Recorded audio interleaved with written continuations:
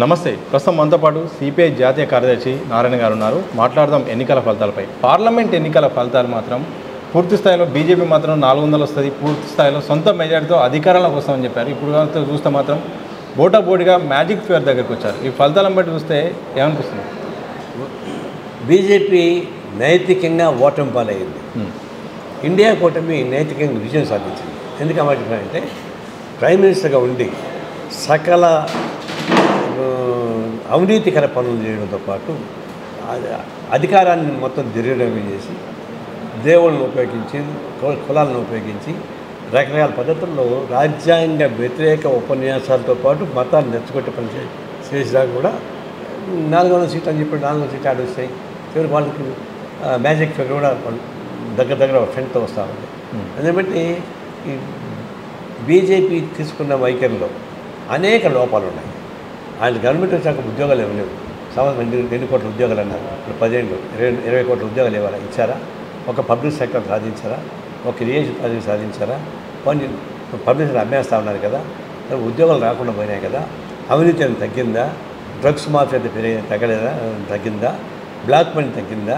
Black money నిలుపుకొని అని చెప్పిన వాడు ఎన్నికలు ఎట్లా ఒక ఓటు 10,000 రూపాయలు పెట్టుకుంటారు. ఇవన్నీ చూసినప్పుడు కేవలం వాగాడంబరం తప్ప ప్రజలకు ఉపయోగపడేటువంటి పనులు ఏమీ చేయలేని చూసి అర్థమైపోయింది.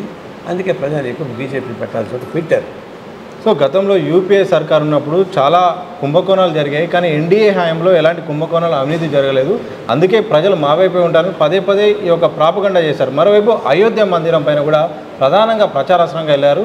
కానీ అయోధ్య సెగ్మెంట్ ఉన్న ఫైజాబాద్లో మాత్రం అక్కడ బీజేపీ గెలవలేదు. ఏం చెప్తారు? ఇప్పుడు 2014లో 2.5 crores నాన్ పర్ఫార్మెన్స్ ఎన్పిఏ 2014 నుంచి ఇప్పటికీ దాదాపు 16 లక్షల కోట్ల రూపాయలు ఎన్పిఏగా మారింది. అంటే ఎవరు మారింది?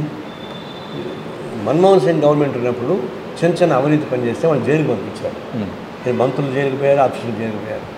ఈయన వచ్చిన మొదలుకొని 29 మంది 16 లక్షల కోట్ల రూపాయలు బ్యాంక్ డబ్బులు తీసుకొని తినేసి పారిపోయారు లండన్కే. అంట ఈయన ఏమైనా పట్టించుకోలేదు. వాళ్ళు తీసుకోలేదు. బ్లాక్ మనీ చేస్తామని తీసుకురాలే, బ్లాక్ మనీ సంపాదించడం తీసుకొని రాలే. ఇవన్నీ కరప్షన్ ఇది కదా. ఒక కార్పొరేట్ కంపెనీస్కి మీరు వచ్చిన తర్వాత దాదాపు లక్షల కోట్ల రూపాయలు రైతులు ఇచ్చారు. ఒక్క జీవీకే సంబంధించి ఎయిర్పోర్ట్ కనుక బలంతా ఎన్నికలు లాక్కొని నువ్వు అప్పున్నావు దాక్కున్నారు. 12,500 కోట్లు తీసుకున్నాక ఆదాయం తీసుకున్నాక 12,500 కోట్ల రూపాయలు రద్దు చేసి పారేశారు. ఈ కార్పొరేట్ వాళ్ళకి అప్పయ్యేట్ అనేక పద్ధతులు రైతులు ఇచ్చారు వాళ్ళు. దాంతో పోల్చుకుంటే కాంగ్రెస్ పార్టీ కేవలం చిల్లర కొట్టు వ్యాపారం నిజమైనది కాదు, ఇంకా వాస్తవం కాదు. ఆ హోల్సేల్ అవినీతి ఏమైనా జరిగిందంటే మోడీ ప్రభుత్వంలోనే. ఆయన ఒకటేమంటాడు, నాకు పెళ్ళాం బిడ్డలు లేరు, నేను సన్యాసి, నాకెందుకు ఆస్తి అంటాడు. నీకెందుకు ఆస్తి అంటే నీ దగ్గరే కదా జరిగిందంతా. 29 నీ దత్తపుత్రులే కదా, నీ అనుగ్రహంతో కదా వాడికి వెళ్ళింది. గుజరాత్ వాళ్ళు వాళ్ళంతా 29 మంది 28 మంది గుజరాత్ వాళ్ళే, ఒక విజయం అనేది తప్ప. అంత 7 మంది మోడీ ఇంటిపోయిన వాళ్ళు ఉన్నారు. వీరంతా వాళ్ళే. కాబట్టి కరప్షన్ దృష్టి పెట్టుకుంటే మన్మోహన్ సింగ్ బంధువులు ఎవరు ఉన్నారా? అందువల్ల హోల్సేల్ అవినీతి ఏమంటే పొంగ చెప్పలాగా విజయిస్తారు కాదే కాదు. ఇది అబద్ధం. అవినీతి మొత్తం కూడా మోడీ నుంచి వచ్చింది. సో మోడీ బొమ్మతోనే ప్రధానంగా ఒక ఎన్డీఏ కూటమి అయితే ప్రచారంలోకి వెళ్ళింది, కానీ ఫలితాలు మాత్రం భిన్నంగా వచ్చాయి. ఈ ఫలితాలను బట్టి చూస్తే ఏం చెప్తారు? ప్రజలు ఒక విధమైన పద్ధతులు నమ్ముతారు, కానీ ఉత్త అబద్ధాలే చెప్పుకుంటూ కూర్చుంటే అన్నాళ్ళు నమ్ముతారు. చెప్పింది అబద్ధాలు చెప్పుకుంటా కూర్చుంటే ఎవరు నమ్మరు కదా. కాబట్టి అది అర్థమైపోయింది ప్రధానికాయని కూడా. కాబట్టి ఇవన్నీ అబద్ధాలు చెప్తానికి సరి తెలిసిపోయింది. దానికి అప్పుడు ఏం చేశాడు? దేవుళ్ళని అడ్డం పెట్టుకున్నాడు. అయోధ్య రామాలయం కట్టడం ద్వారా దేశం మొత్తం మీద ప్రతి ఇంటికి ఒక ఇటుక, ప్రతి ఇంటికి అత్యంతలు ఇల్లుని ఇన్వాల్వ్ చేశాడు. కానీ నీకు అయోధ్య ఓడిపోయారుగా బీజేపీ వాళ్ళు. ఇంతకన్నా ఘోరమే ఉంది. మరి యూపీలో 50% ఓడిపోయారుగా. ఇక మధ్యప్రదేశ్లో కొంచెం వచ్చింది, కానీ సీట్లు ఉత్తరప్రదేశ్ ఎందుకు రాలేదు? ఏం ఉత్తరప్రదేశ్ అయితే రామాలయం కట్టాము, వాడిని కాలేదు. దీన్ని బట్టి అబద్ధాలతో కూడుకున్న పద్ధతులు చెప్పేది తప్ప ఒకటి కాదే కాదు. వాస్తవ ప్రపంచం ప్రజలకు ఏం కావాలి? వాళ్ళు చేసావా? అవి చేయలేకపోయావు. అందుకని అదేంటంటే ఆయన మీడియా ఆయన చుట్టూ ఉంది, కార్పొరేట్ కంపెనీ ఆయన చుట్టుపక్కల ఉన్నారు.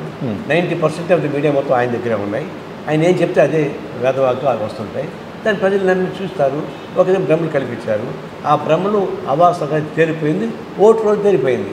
నీ ఓట్లు ఏ విధంగా నెగిటివ్ వేశారు అప్పుడు నేను ఎవరు నమ్మని అర్థమైపోయింది కదా అది సార్ ఎన్డీఏ కూటమి ఫామ్ చేయాలంటే చంద్రబాబు నాయుడు పాత్ర అలాగే నితీష్ కుమార్ పాత్ర వీళ్ళ ఇద్దరు సపోర్ట్ చాలా అవసరమైన కీలకమైన సమయం. ఇలాంటి సందర్భంలో యూపీఐ కూడా ఏమంటుందంటే ఇండియా కూటమి గత మా మిత్రులే మేము సంప్రదిస్తున్న వాళ్ళతో కూడా వాళ్ళొక స్టేట్మెంట్ అని చేశారు. వాళ్ళు ఒకవేళ ఇండియాకు సపోర్ట్ ఇచ్చే అవకాశం ఉందా, లేకపోతే ఒకవేళ ఎన్డీఏ నిలబడ్డా కానీ పూర్తి స్థాయిలో ప్రభుత్వం ఉండే అవకాశం ఉందా? ఇప్పుడు మోడీ దుశ్చర్యల గురించి నితీష్ కుమార్కి తెలుసు, చంద్రబాబు తెలుసు. నితీష్ కుమార్ కూడా 2 మాటలు మోడీ దగ్గరికి వచ్చి ఆయనకి వెళ్ళిపోయినాడే. చంద్రబాబు నాయుడు ఆయనకి దగ్గరికి వెళ్ళి మళ్ళీ వెనక్కి వచ్చినవాడే. కాబట్టి మోడీ యాటిట్యూడ్, ఆయన ప్రవర్తన, రాజకీయ ప్రవర్తన మోడీకి తెలుసు, నితీష్ కుమార్కి తెలుసు, చంద్రబాబు తెలుసు. అయితే ఎందుకు పోతాను వాళ్ళు అక్కడికి? ఇప్పుడు ఇంకొక మార్గం లేదు వాళ్ళకి. కేంద్రంలో ప్రభుత్వం ఉండాలి. ఇప్పుడు మోడీ వస్తాడు అనుకున్నారు కానీ కుదించబడింది. కానీ మోడీకి కన్నా థంపింగ్ మెజారిటీ కన్నా బీజేపీ సింగిల్ మెజారిటీ వచ్చినట్టు వీళ్ళు పిలిచేవాళ్ళు కాదు, ఢిల్లీ కూడా పోయేవాళ్ళు కాదు, పోయిన ఇంటర్వ్యూ ఇచ్చేవాళ్ళు కాదు. ఇప్పుడు వాళ్ళు ఇతని మీద డిపెండ్ అవుతున్నారు. చంద్రబాబు నాయుడు పైన, నితీష్ కుమార్ పైన ఆధారపడతారు కాబట్టి పిలిపిస్తున్నారు. నీకు ఎన్డీఏ కన్వీనర్ తీసుకో, నీకు ఇంకోటి తీసుకో అని ఆఫర్ చేస్తున్నారు. దానికోసం ఇప్పుడు పోతున్నారు. నేను చెప్పేది ఏంటంటే ఇదే ప్రత్యేక హోదా పైన మోడీ నిరాకరించాడు. మరి రాహుల్ గాంధీ మేము గెలిచిన వెంటనే సంతకం పెడతామని చెప్పారు. ఆలోచించుకోండి. రాష్ట్ర అభివృద్ధి కావాలా లేకపోతే మోసపాటి కావాలని అది తెలుసుకోండి. ఒకవేళ మీకు కంపల్సరీ అనుకుంటే ఒక ప్రతిపాదన పెట్టండి.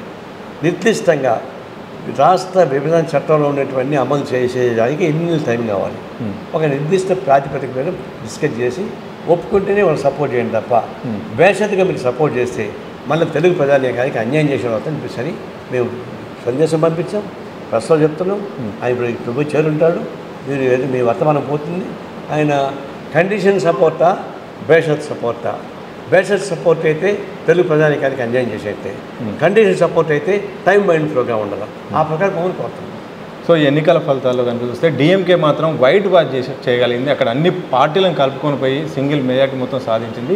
అయితే దేశవ్యాప్తంగా కాంగ్రెస్ కనుక చూస్తే అన్ని పార్టీలతో మిత్రపక్షాలతో సరైన విధంగా కలుపుకొని పోలేదు. ప్రధానంగా కమ్యూనిస్టులను కలుపుకొని పోకపోవడం వల్లనే పూర్తి స్థాయిలో గెలలేకపోయింది. మ్యాజిక్ ఫిగర్ దాటలేకపోయిందని ఒక చర్చ. నిజమేనా?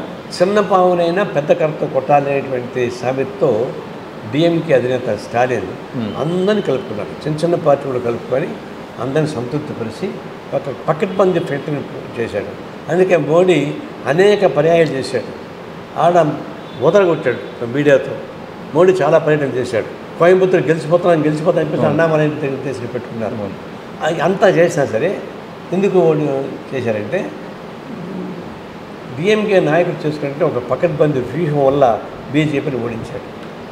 అట్లాంటి వ్యూహం దేశం మొత్తం మీద కాంగ్రెస్ పార్టీగా చేసి ఉంటే ఇప్పుడు కాంగ్రెస్ పార్టీ తంపింగ్ మీద కూర్చుండేది. ఉండేది. చాలా రాష్ట్రాల్లో కలిసి వచ్చినటువంటి వాళ్ళు కలుపుకోలేదు, ఏకపక్షంగా పోయారు. దాని ఫలితంగా వచ్చేటువంటి ఫలితం ఇప్పుడు అక్కడ దాకా వచ్చింది. లేకుండా పోతే డిఎంకే మోడల్ లాగా కాంగ్రెస్ పార్టీ కూడా దేశవ్యాప్తంగా కలుపుకొచ్చేవాడిని, యాంటీ బీజేపీ సెక్షన్స్లో ఉన్నటువంటి వాళ్ళని తెలిసి ఒక కూటమి తీసుకుంటుంటే ఖచ్చితంగా థంపింగ్ మెజారిటీ. ఇప్పుడు ఇండియా కూటమి గవర్నమెంట్కి వచ్చి ఉండేది, అది ఆత్మపరిశీలన చేసుకుని చెప్తున్నాం. ఇక్కడ రేవంత్ రెడ్డి కూడా అదే ఆత్మపరిశీలన చేసుకున్నాం, కేంద్రం కూడా అదే ఆత్మపరిశీలన చేసుకుని చెప్తా ఉన్నాం. సార్ డిఎంకే ఒక రాష్ట్రానికి సంబంధించింది, అయితే కాంగ్రెస్ పార్టీ దేశానికి సంబంధించింది. అందరినీ ఏకతాటిపై నిలబెట్టడం సాధ్యమవుతుందా? సాధ్యమైనంత వరకు. కొంతమంది రారు, వాళ్ళు వదిలేయండి. వచ్చే సిద్ధంగా ఉండేవాళ్ళు కూడా నీకు ఎంత బలం ఉంది, నీకు ఎంత ఓట్లు ఉన్నాయి అని అంటే నీకు ఓట్లు చూసా నీ ఫ్రంట్ వస్తుంది. రాజకీయ చిత్తశుద్ధి ఉండేవాళ్ళు వేదికగా వస్తే జనం ఆటోమేటిక్ సపోర్ట్ వస్తారు.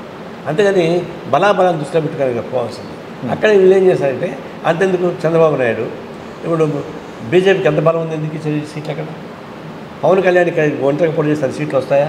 కానీ ఎందుకు కలుపుకున్నాడు? ఒక ఫ్రంట్ ఏర్పడితే ఆ ఫ్రంట్ రిఫ్లెక్షన్ కనిపిస్తుంది. అట్లా కాంగ్రెస్ పార్టీ కూడా ఒక ఫ్రంట్ ఏర్పడితే ఆ ఫ్రంట్ నుంచి వచ్చేటువంటి ఇది వేరు. అంతేగాని మీరు బలహీనంగా ఉన్నారు, మీరు ఎందుకు అంటే మీరు బలంగా మీరే ఉన్నారు కదా, మీరు చేశారు కదా, ఎడ గెలిచారు చెప్పండి, ఇంకా ఎక్కువ విజయాలు వచ్చేది కదా. కాబట్టి ఒక విధానాల ఎడల ఐక్యత భావం ఉండే శక్తులతోటి ఒక ఫ్రంట్ ఏర్పాటు చేసుకోవాలి. వాళ్ళు కలిపి ఉద్యమం సాగిస్తే ఫలితాలు వస్తాయి. సో చివరిగా చెప్పండి సార్, ఈ యొక్క పార్లమెంట్ ఫలితాల ప్రభావం ఏంటి, అసలు ప్రజలు ఎట్లా తీర్పునిచ్చారు, దాన్ని మీరు ఎట్లా విశ్లేషిస్తారు? ఇప్పుడు అందరూ డబ్బులు ఇచ్చారు, ప్రభావం పెట్టారు, కానీ జనం ఎవరికి ఏళ్ళ ఓట్లు వాళ్ళకి వేసుకున్నారు. లేకపోతే ఎగ్జాంపుల్ నేను జగనే కదా, 5 ఏళ్ల పాటు మీకు సంక్షేమ పథకాలు ఇచ్చాడు, దేశంలో ఓడిగిలే. ఓటింగ్ రోజు కూడా 2,000, 3,000, 5,000 ఇచ్చాడు. మరి ఎందుకు ఓట్లే లేదు? కాబట్టి జనానికి ఎప్పుడు ఎక్కడ యాక్ట్ చేయాలో తెలిసిపోయింది కాబట్టి దాని ప్రకారమే యాక్ట్ చేశారు. కేంద్రంలో కూడా మోడీకి మరి తంపింగ్ మెజార్టీ రాలేదు ఆయన చేసిన పనులకి. కాబట్టి జనానికి తెలిసిపోయింది. అంటే వాళ్ళు అప్పుడే మాట్లాడరు, ఓటప్పుడు సమయం చూపిస్తారు. కానీ ప్రజానీకాన్ని కొంతకాలం మోసం చేయించాం కానీ ఎల్లకాలం మోసం చేయలేరని ఈ ఎన్నికలో ప్రూవ్ అయింది. Okay, thank you very sir. మొత్తంగా ప్రజానీకాన్ని కొంతకాలం మోసం చేయొచ్చు కానీ ఎల్లకాలం మోసం చేయలేరని చెప్పారు. అలాగే ఎన్డీఏ కూటమి మాత్రం పదే ఒక రామాలయాన్ని కానీ అలా ఎమోషనల్ పాలిటిక్స్ చేసింది తప్ప ప్రజలు మాత్రం స్పష్టమైన తీర్పు ఇచ్చారు. అయితే యూపీఏ సర్కార్ ఇంకా చాలా వరకు అంటే ఇండియా సర్కార్ ఏదైతే ఉందో ఇండియా కూటమి ఇంకా మరికొన్ని పార్టీలతో, కమ్యూనిస్ట్ పార్టీలతోనైతే మరికొన్ని ప్రాంతీయ పార్టీలు కూడా కలుపుకొని పోతే, ఏకతాటిపోయిపోతే ఈరోజు విజయం సాధించే అవకాశం ఉండేదని కూడా సిపిఐ రాష్ట్ర జాతీయ కార్యదర్శి నారాయణ గారు చెప్తున్న సందర్భం చూడొచ్చు. చూస్తూనే ఉండండి దిశ టీవీ.